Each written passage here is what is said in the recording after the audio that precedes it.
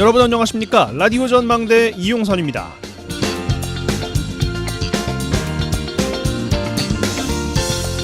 아침 저녁으로 찬 기운이 느껴지는 가을의 초입입니다. 정치권에는 때 아닌 수박의 당도가 논란이 되고 있습니다. 민주당 이야기죠. 이재명 대표의 체포동의안이 국회에서 가결된 이후에 이 대표 지지층을 중심으로 민주당 내에서 가결표를 던진 의원들을 색출하는 작업이 진행되고 있습니다. 민주당 의원이면서 친명이 아닌 의원들을 겉과 속이 다르다는 의미로 수박이라고 부르고 있고요. 최근에는 한 인터넷 매체 기자가 만든 사이트에 수박 당도를 매긴 표가 공개됐습니다. 비명계로 분류되고 있는 민주당의 길, 민주주의 4.0의 소속인지 비위검사 탄핵 법안 발의에 동의했는지 여부가 기준이 되고 있습니다. 최고 당도 5점부터 0점까지고요. 점수가 높을수록 비명계에 가깝다는 뜻입니다. 농도가 짙을수록 비명계라는 거겠죠. 친박이니 진박이니 감별사까지 등장했던 이전 정부 정치권이 떠오르는데 진박 중에서도 충성도에 따라 등급까지 나눴다고 하니까 참 웃지 못할 일이죠. 정치권의 계보가 없었던 것은 아닙니다만 그렇다고 그 계보가 영원했던가? 글쎄요. 우리가 남이가 식의 정치 노름이 우리 정치를 뒷걸음치게 합니다. 때 아닌 수박 당도 논란이 철진한 논리로 보이는 이유입니다. 차라리 국민 충성도를 따져서 점수를 매겼으면 어땠을지요. 자, 오늘 라디오 전망대가 준비한 소식입니다. 지역 소식들 뉴스 브리핑 통해서 들어보고요. 매주 금요일 코너 민원 해결사 YMCA 토론 차례로 이어집니다. 잠시 후에 뵙죠.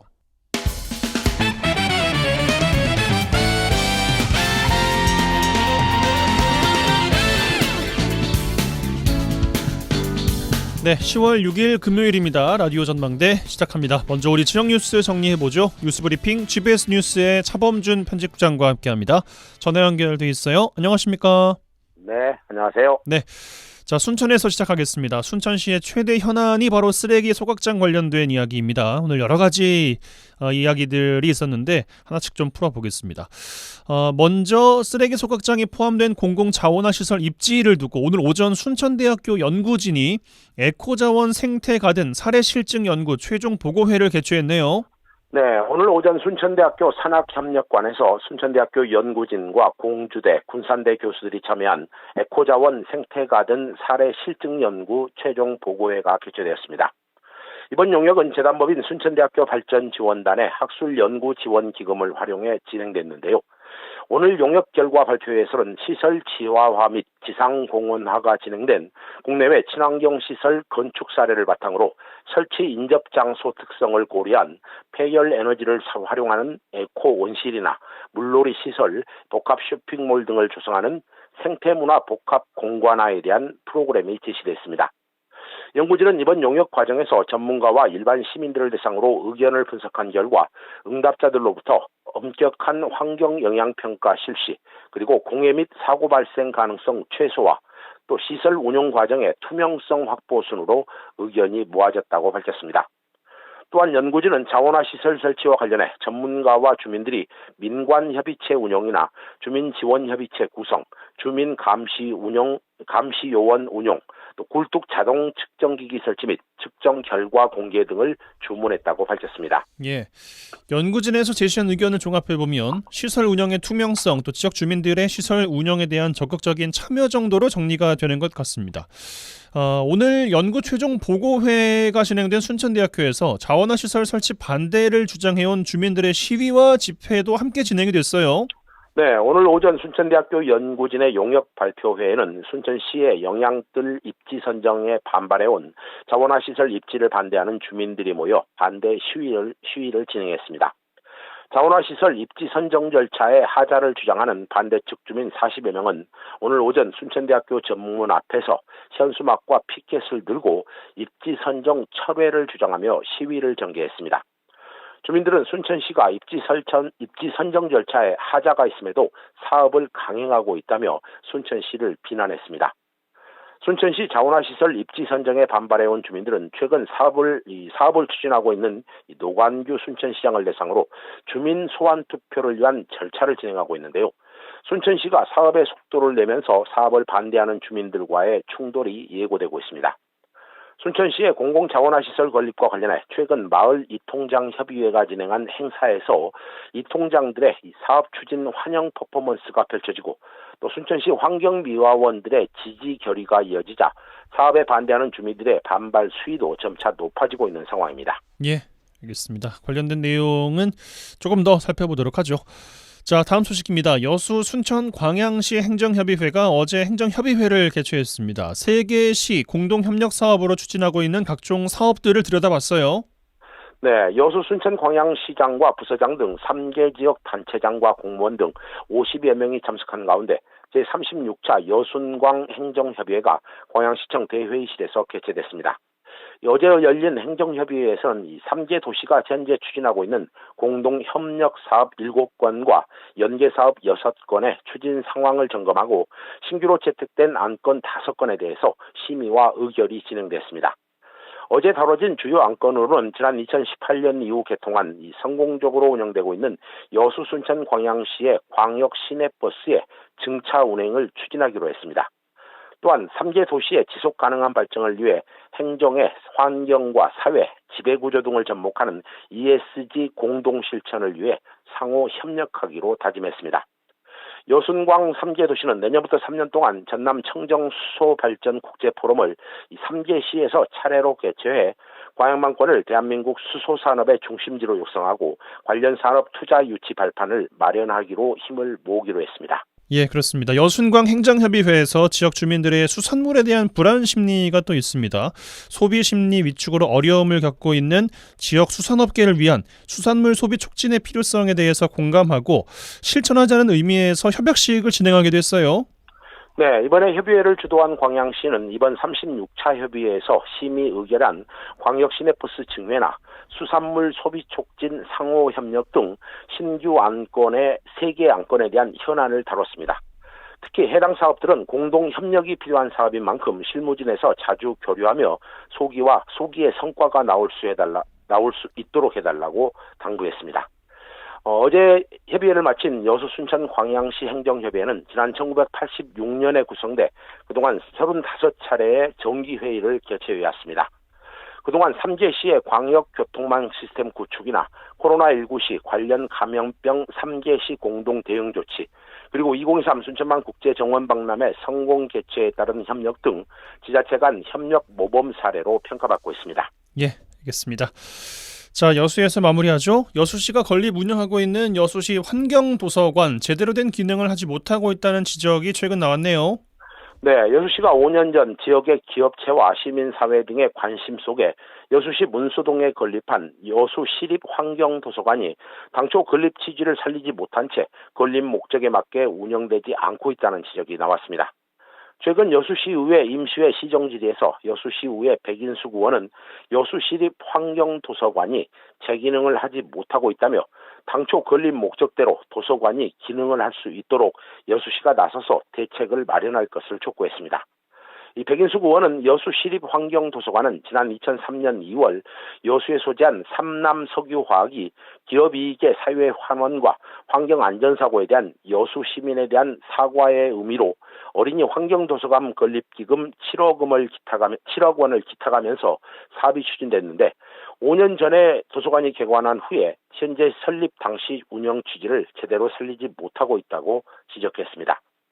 해당 의원은 도서관 건립 용역 과정에서 대단히 화학산업단지가 소재한 여수시의 지역 특성을 감안해 환경을 테마로 한 도서관을 건립하고자 했지만 현재 그 취지를 살리지 못한 상태로 도서관이 운영되고 있다는 지적입니다. 예, 도서관 건립에 필요한 비용 가운데 상당액이 기업의 기탁금입니다. 그 취지에 맞게 지역의 환경 문제를 테마로 한 도서관 운영 당연히 필요해 보이는데 현실은 그렇지 않다는 거군요. 네, 진행자님 말씀대로 여수 환경도서관은 그 이름에 걸맞게 지역 주민들에게 환경 관련 정보를 제공하는 기능을 해야 되는데 그 기능을 하지 못하고 있다는 지적입니다. 백인숙 여수시의회 의원은 여수시가 도서관 건립 과정에서 지역의 이미지와 특성에 맞는 환경교육장을 이 도서관에 설치해 환경 전문 시설로 운영하기로 했지만 현재 적절한 프로그램이 운영되지 않고 도서관이 기존의 독서실 기능에 국한되고 있다고 주장했습니다. 시의회 시정질의에서 환경도서관의 부실 운영에 대한 질책이 나오자 정기명 여수시장은 답변을 통해 향후 환경도서관을 리모델링할 때 실시 단계에서 환경 전문가나 또 시 환경생태관계부서의 전문 인력 등을 포함해 자문위원회를 구성하겠다고 밝혔습니다. 또한 여수시는 자문위원회를 통해 폭넓은 의견을 수렴하고 공간 구성이나 필요한 프로그램 등을 반영해 나가겠다고 다짐했습니다. 네, 그렇습니다. 뉴스브리핑 GBS 뉴스의 차범준 편집국장과 함께했어요. 고맙습니다. 네, 고맙습니다.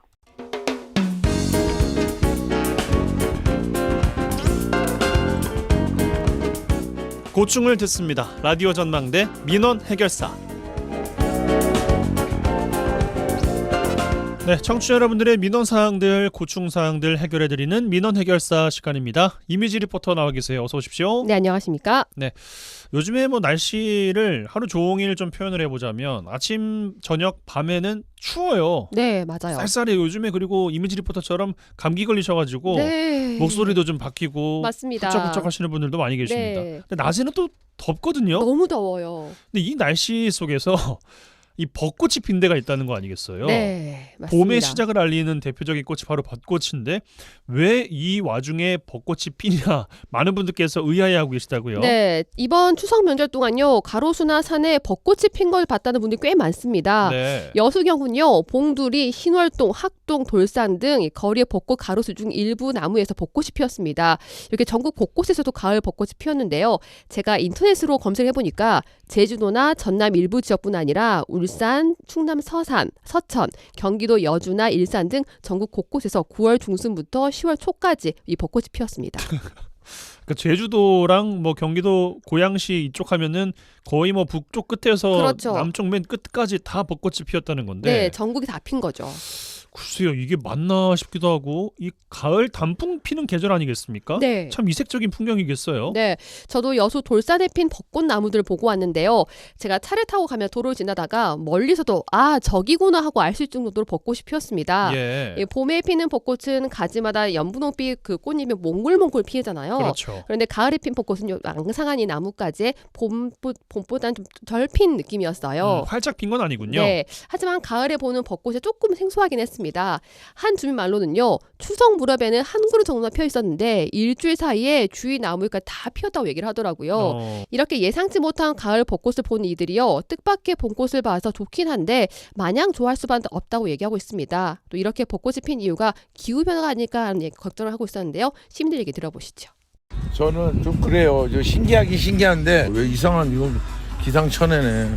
봄에 폈다가 다 떨어졌는데 지금 가을에 따뜻해서 편 거면. 근데 지금 이런 경이 아마 없을걸요. 가을에 지금 날이 올해가 따뜻하잖아요. 다른 데는 좀 쌀쌀해갖고 옷이 두껍잖아요. 지금도 덥잖아요. 추석에 봤는데요. 그때 좀 피어 있었는데 오늘 보니까 더 많이 피어 있네요. 계절이 잘못된 건가, 날씨가 잘못됐는가. 뭔가가 좀 이상하다는 느낌이 들었습니다. 올해는 비가 많이 온 탓인지 열매 맺는 과일도 많이 없었어요. 병이 들지 않았나? 아니면은 뭔가가 착각을 하고 살지 않나? 그런 생각도 들었어요. 벚꽃이 이제 때가 아닌데 이제 폈는데 날씨가 이제 세상이 바뀐 거야. 이게 기후 변화 때문에. 뭐 좋은 곳이 하나도 없지. 왜냐면 때가 아닐 때 피는 꽃이나 이런 거 보면 세상 살기가 힘들게 된 것 같다. 그러게요. 사실 우리는 뭐 달력도 보고 시계도 보면서 아 지금이 어떤 계절이구나, 뭐 아침이구나, 밤이구나라는 것을 판단을 하는데 그렇죠. 그냥 자연에 있는 것은 말씀하신 것처럼 그냥 그 온도 되면 피는 거고 뭐 네. 그런 거다 보니까 아 이게 진짜 기후이기 때문인가 뭐 이런 또 생각을 하게 되기도 하는 것 같습니다. 네. 진짜 기후 변화랑 관련이 있습니까? 수목 학자나 기상청 등에서는요, 기후 변화로 인해 가을 기회가 됐다라고 단정짓기는 어렵다고 얘기를 하고 있습니다. 단정짓기는 어렵다. 네. 예. 이런 가을 개화가요 2020년 전후로 한두 건 정도 있거든요. 그래서 일반적인 현상으로 바라보고 있습니다. 예. 이 기후변화가 원인이라고 하기 위해서는요, 오랜 시간 비교하고 연구한 결과를 토대로 해서 해야 되는데 아직까지 그럴 만한 연구 자료가 없다는 겁니다. 예. 또 기상변화로 인한 것이라고 하면요, 특정 지역의 몇 군에서 나타나는 그 가을 개화가 아니라 전체 벚꽃을 기준으로 이 상당수의 벚꽃이 개화했을 때 이걸 기상변화로 인한 것을 예상할 수 있다고 얘기하고 있습니다. 그러니까 이상현상이긴 하나 네. 기후변화 변화 혹은 기후 위기 때문이라고 단정할 수는 없다. 뭐 이런 그렇죠. 정도의 이야기인 것 같습니다. 네. 예. 그러면 날씨랑 상관이 없는 건 또 아니잖아요. 이 가을 개화에는요, 날씨의 영향이 큰 부분을 차지합니다. 제가 다수의 식물, 수목학자들 연결해서 가을 벚꽃의 다양한 원인들을 들을 수 있었는데요. 예. 일단 올해 잦은 태풍의 영향과 긴 장마가 지나간 후에 나타난 이 고온 현상이 벚나무의 개화 시기에 엇갈리게 만든다는 의견이 있습니다. 예. 이 벚나무는 다른 꽃들과는 다르게 이 그해 여름에 내년에 봄에 필 꽃망울을 만들어 놓습니다. 그런데 올 여름 바람이나 비로 인해서 나뭇잎이 평년보다 빨리 떨어졌는데요. 이런 벚나무가 더 이상의 낙엽을 막기 위해서 겨울처럼 생장을 억제하고 있는데 날이 따뜻해지니까 봄으로 착각해서 꽃망울을 터뜨리는 겁니다.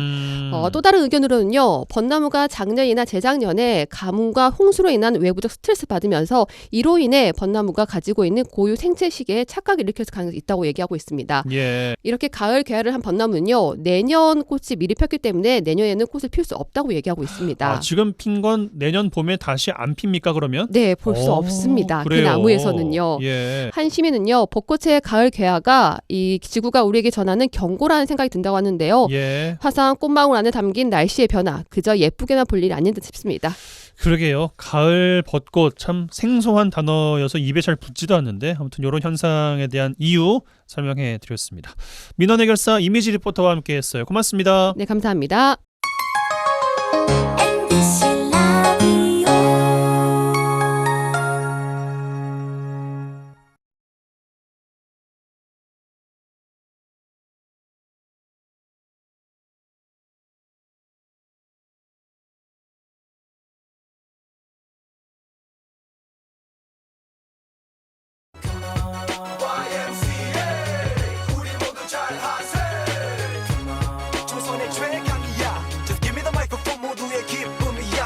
더 이상 짜고 치는 고스톱은 없다. 우리도 대본 없이 토론한다. 지역 대표 스피커 두 분과 함께하는 YMCA 토론 시간입니다.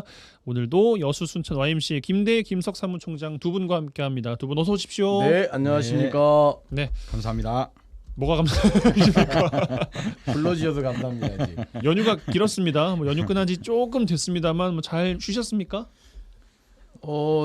너무 잘 쉬었습니다. 이번 연휴는. 그래요? 이렇게 쉬어도 되나 할 정도로. 6일이었잖아요. 예, 네. 저희 그 삼형제인데 저희가 삼형제가 제주도를 갔다 왔어요.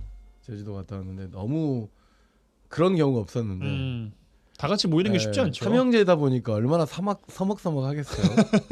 근데 이제 뭐 며느리들 있고 형수들 있고 손주들, 그러니까 손주라기 뭐라 그래, 조카들 생기고 하니까 대가족이 이동했는데 근데 우리만 온 게 아니더라고요. 그래서 제주도에 보면 관광버스 있잖아요.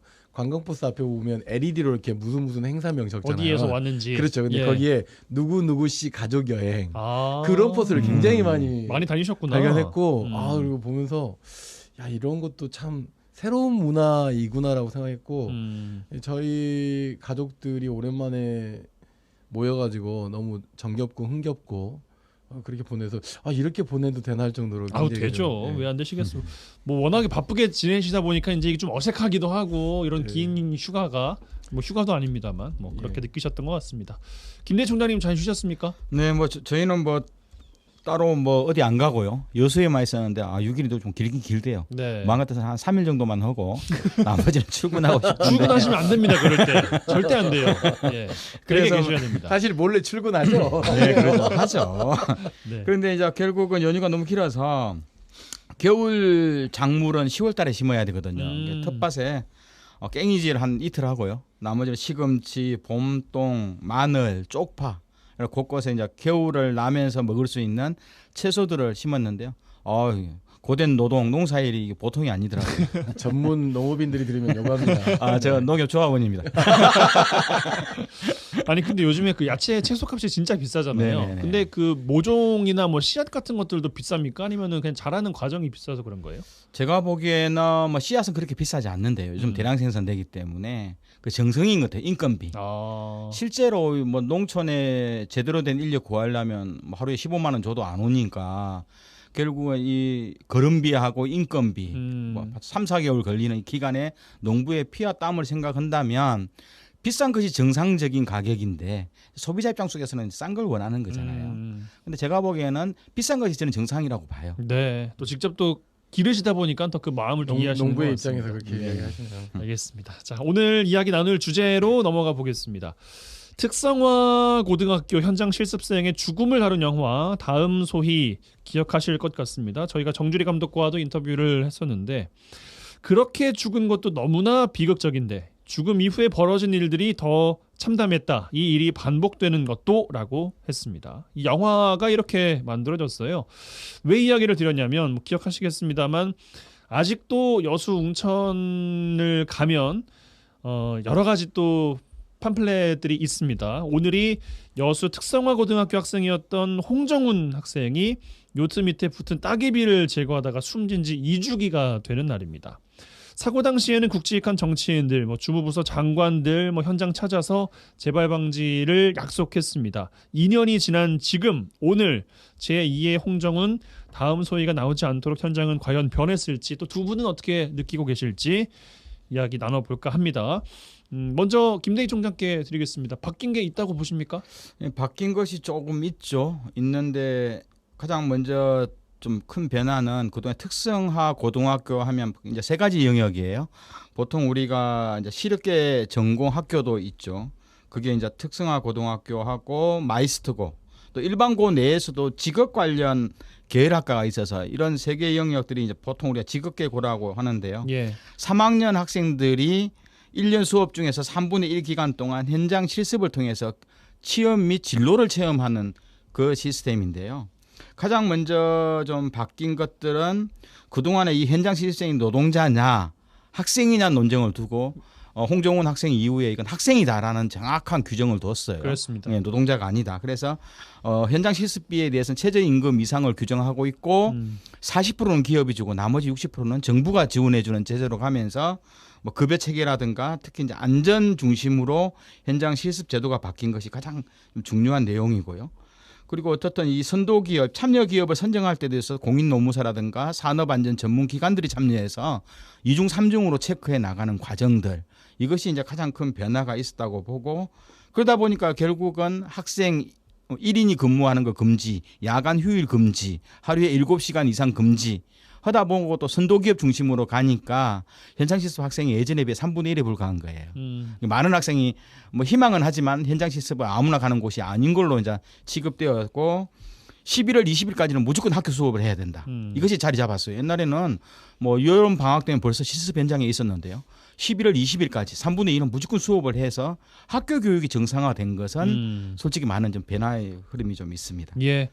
그 여수에서도 정주리 감독 모시고 다음 소희 영화 같이 보는 또 행사도 하셨지 않습니까? 네네 그렇죠. 예, 그때 반응이라든지 함께 보셨던 그분들의 반응 좀 인상적인 혹은 기억나는 게 좀 있으십니까?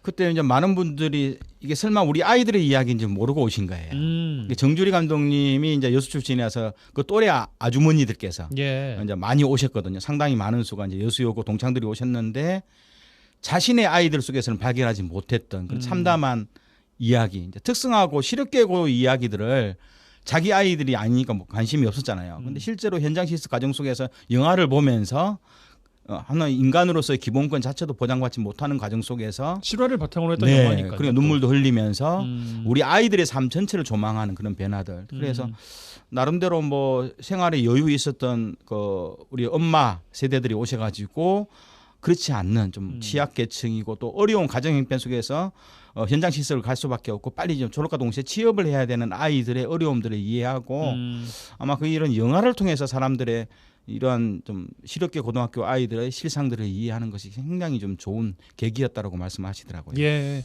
그러니까 이 현장 실습과 관련된 내용들에 대한 변화를 영화 다음 소희가 적나라하게 좀 드러내줬다고 생각하거든요. 네.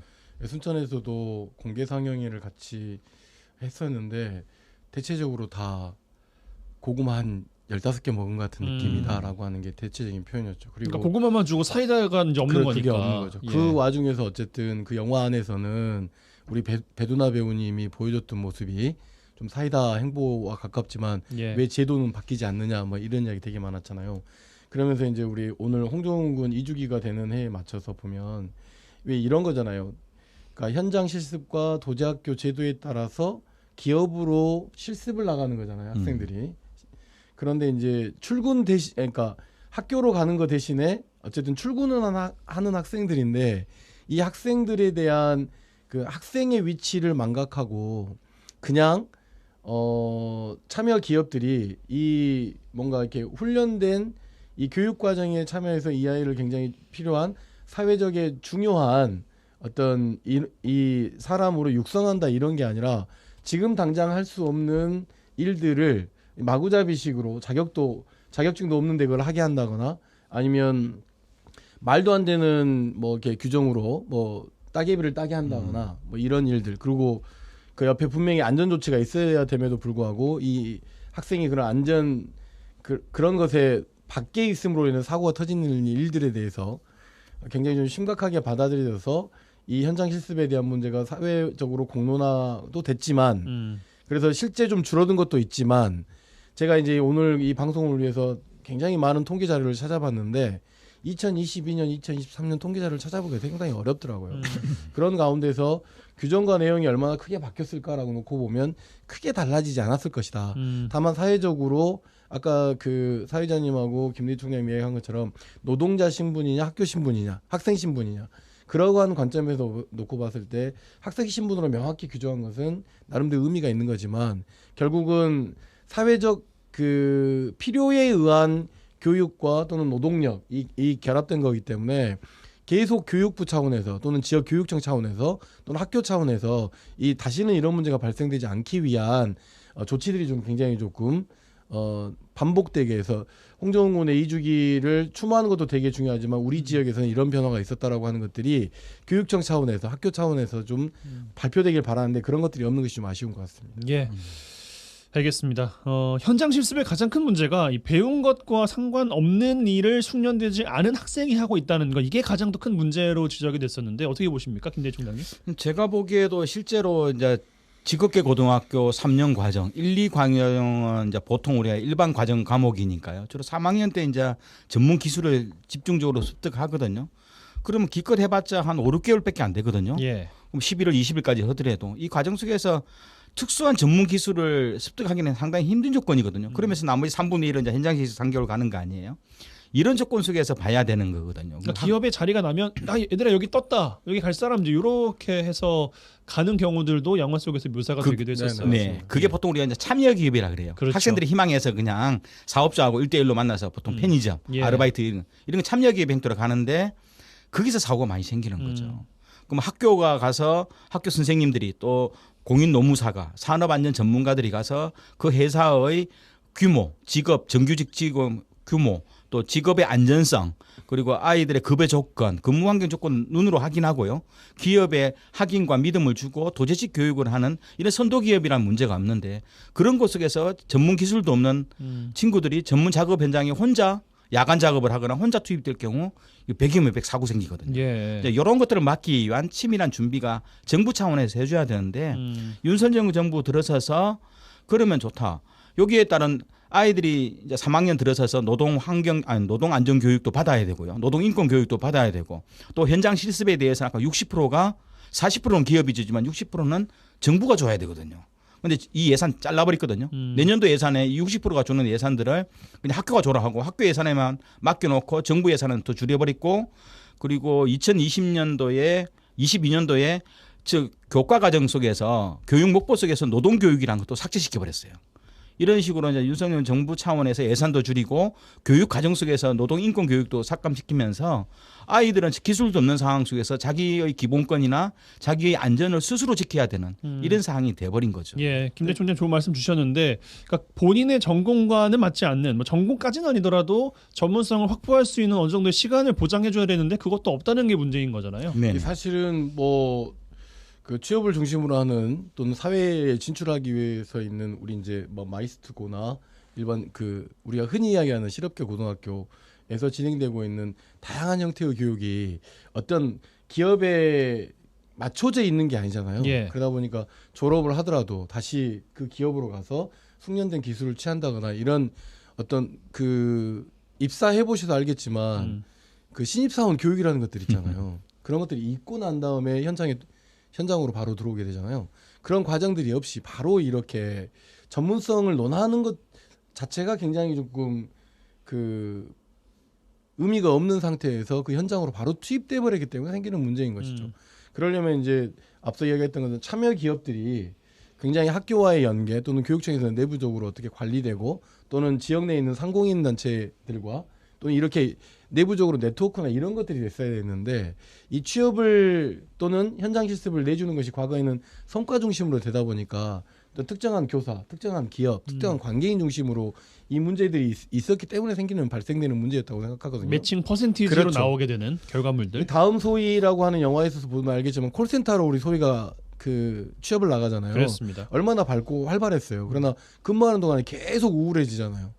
그런 환경들에 대한 그다음 그걸 관리해 주는 사람이 없었다는 거잖아요. 어른들이 예를 들어서 이런 문제가 생겼다고 했을 경우에 해당 선생님이 가서 현장을 보고 이건 현장 실습을 중단하겠습니다라고 복귀를 시킨다거나 이런 어떤 적극적 조치들이 없는 문제들이 가장 큰 이런 문제들이 계속 발생하는 문제일 수 있다라고 보여지는데 교사들이 그런 문제까지 해야 되냐라고 또 교사들은 또 그럴 수 있거든요.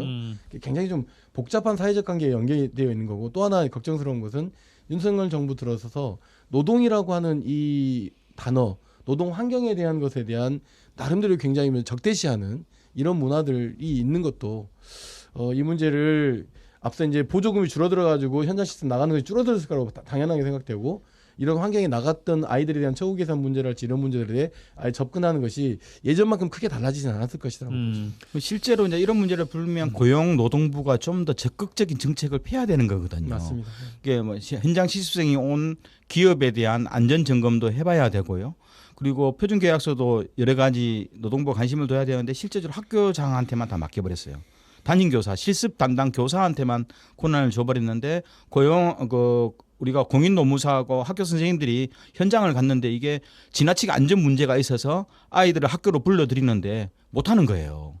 기업하고 입장도 다르고 물론 이제 상당히 많은 기업들이 이런 현장 실습생들의 안전과 목숨 문제에 관심을 두고 많이 개선을 하고 있는데 그렇지 않은 또 많은 기업도 있거든요. 그래서 가장 저렴한 최저임금보다도 못한 급여를 주고 현장 실습생을 우리가 노동자로 채용한다는 이 달콤한 유혹에 상당히 많은 기업도 빠져서 아이들의 이런 급여 조건들을 후퇴시키거나 고용 안전 영역도 하고 있는데 제가 보기에도 이런 영역들은 고용노동부가 좀 더 관심을 가지고 근로감독 영역을 좀 강화시켜야 되고요.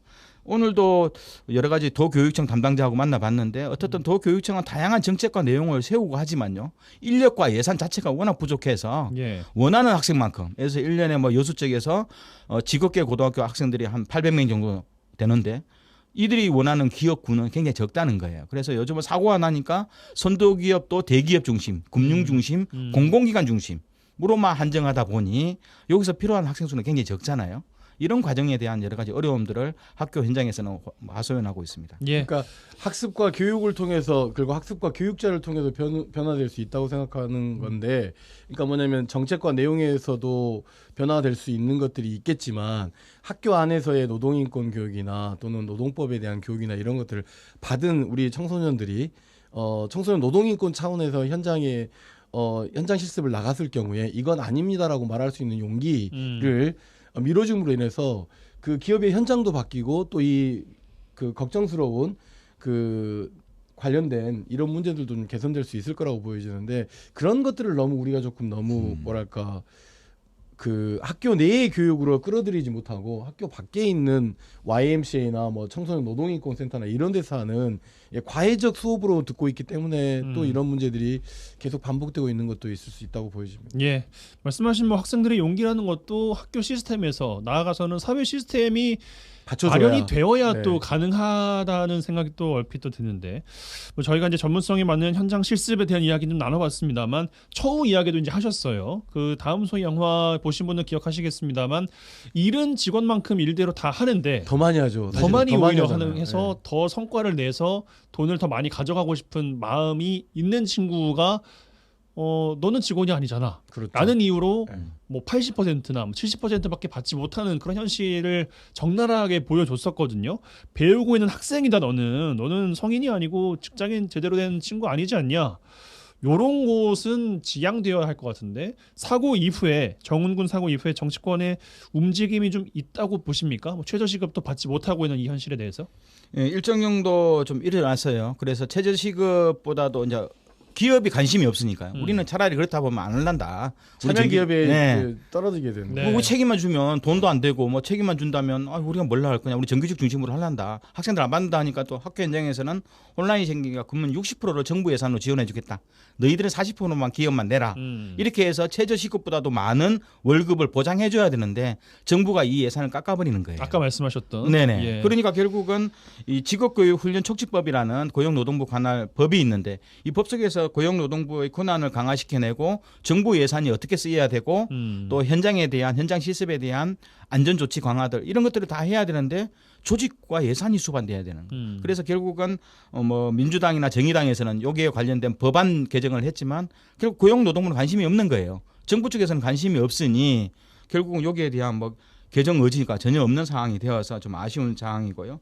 어떻든 이 노동안전 관리 감독에 대한 정부나 또 교육 당국의 책임 강화를 하고 학생들의 권리 구제를 위한 사전 학습, 노동 인권 교육에 대한 감수성 교육들, 그리고 현장 시설 전반에 대한 모니터링 체계, 이것은 예산과 조직이 없으면 불가능하기 때문에 이것을 강화할 필요는 있다고 봐요.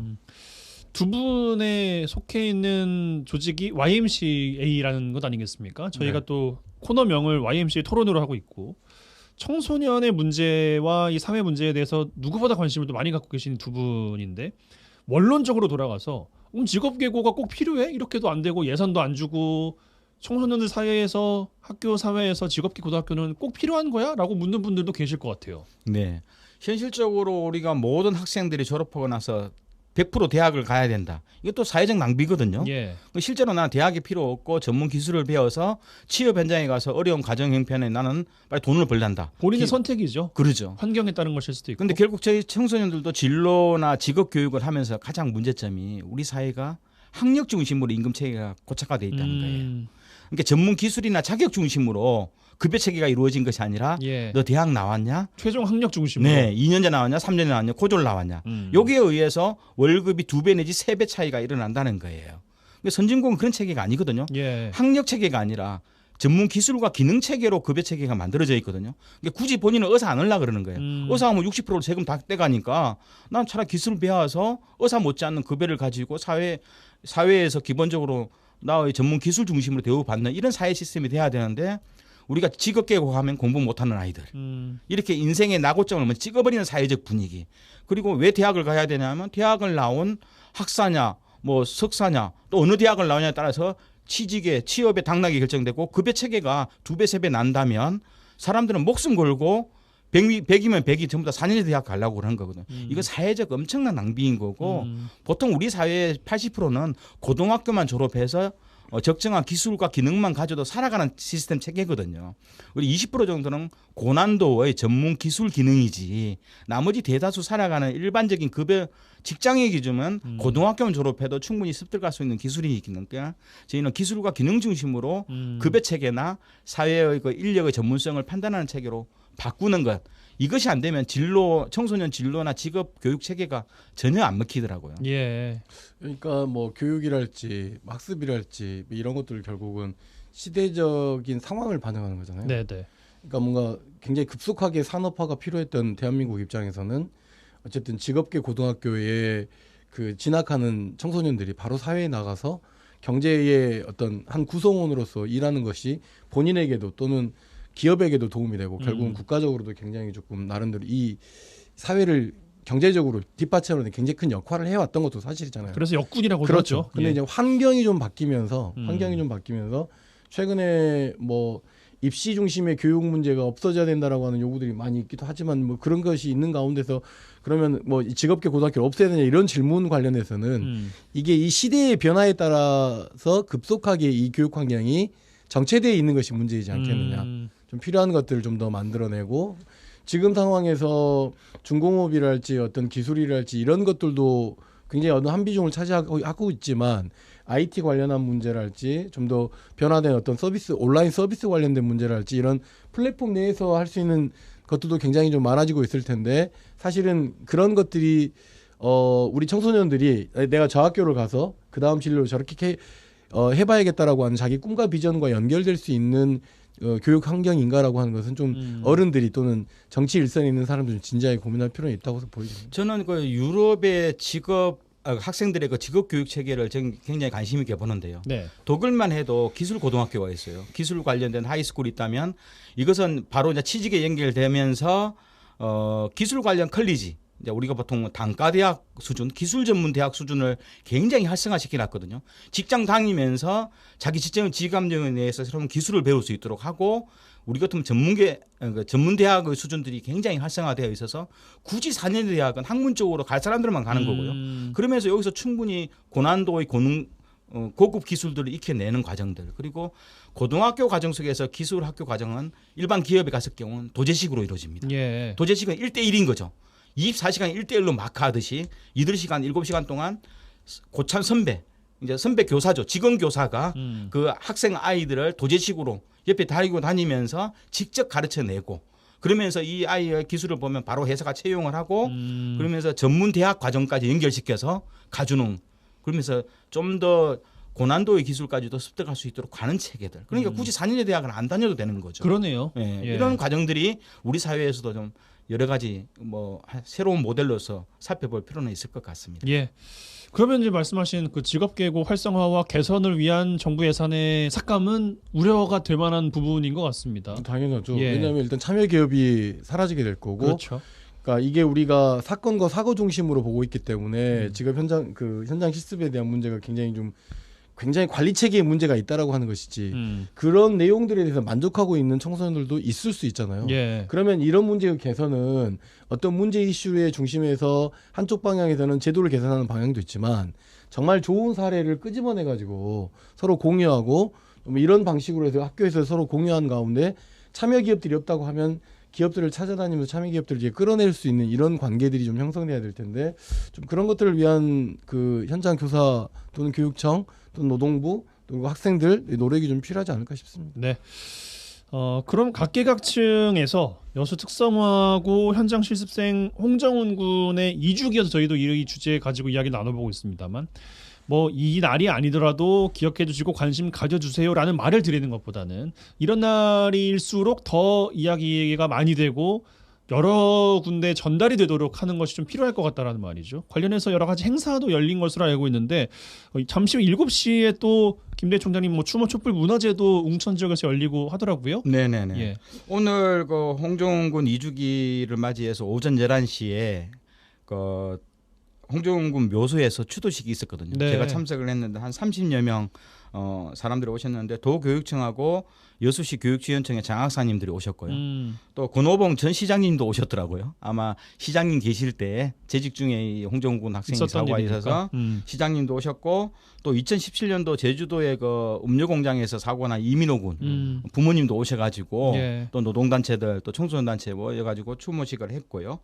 그리고 정식 이제 일반 시민들이 참여한 추모 촛불 문화제는 7시에 웅천에 보면 우리가 통계청이 있어요. 통계청 옆에 보면 도로와 도로 사이에 조그마한 그 공원이 하나 있는데, 네. 그 공원에서 촛불 문화제 제 2주기 행사를 시작하니까 청취자 여러분들 이 방송 들으시고 나서 저녁에 뭐 시간 나시면 웅천에 오셔가지고 같이 문화제에 참여해 주시면 좋겠습니다. 알겠습니다. 마무리하기 전에 김석 총장님 못한 말씀 있으십니까? 못할 말은 없고, 이 어떤 우리가 이 죽음에 대한 기억, 그러니까 홍정훈 군의 죽음에 대한 기억을 민간 뭐 노동단체, 시민단체에서 기리는 것도 대단히 중요하지만 이 정책을 결정하는 사람들이 이날을 어떻게 기억하는가도 저는 대단히 중요하다고 생각합니다. 그런 의미에서 홍정훈 군의 2주기를 잘 준비하고 있는 여수분들 그리고 노동단체 분들에게 감사드리고, 우리가 또 10월 달도 잊지 말아야 될 것은 벌써 1년이 돼 버렸습니다. 우리 이태원 참사가, 그러니까 우리 사회에서 사회적 죽음을 당한 이들에 대한 우리들의 추모의 마음이 좀 더 좀 확산되고, 좀 그런 마음들이 제도를 개선하고 좋은 사회를 만들어가는 굉장히 큰 씨앗이 되었으면 좋겠다 싶습니다. 네, 알겠습니다. 자, 이 정도로 이번 주 YMCA 토론 시간 마무리하겠습니다. 여수 순천 YMCA 김대희 김석 사무총장 두 분과 함께했어요. 두 분 고맙습니다. 네, 감사합니다.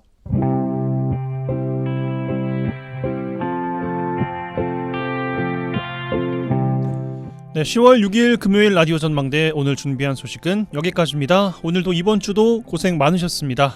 주말이에요. 주말 잘 쉬시고 다음 주 월요일에도 공휴일이지만 라디오 전망대에는 정상 방송 예정입니다. 많은 청취 바라겠습니다. 주말 잘 쉬시고요. 뜨거운 감자의 청춘 흐르고 있습니다. 이 노래 들으시고 다음 주 월요일에 뵙죠. 이용선이었습니다. 하얀 달력 이상은 아주 큰데 현실은 몰라주고 가진 건 꿈이 전부인데 돌아오지 못할 강물처럼 흘러간다. 다시 오지 않는 아름다운 나의 청춘 무뎌지는 나의 칼라